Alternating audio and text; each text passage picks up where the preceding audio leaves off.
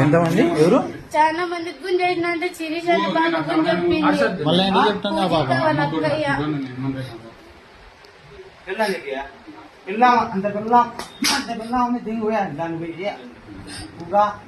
మా అన్నయ్య చెప్తాంటే మళ్ళీ ముక్కినాడు వద్దమ్మని పోలీసు వాళ్ళని పిలుచుకొస్తాలన్నా మా అన్నయ్య పనికి పోయినాడు. సాయంత్రం రెడీగా ఉండని వచ్చిన ఎంతరా బాబు మళ్ళీ రెండో గ్లాస్ అని అడిగితే మళ్ళీ డబ్బులు వ్యాపారం చేసుకున్నాను ఛానల్ ఉంది కదా, పేపర్ ఉంది, మనకి మడ్డ అయ్యింది.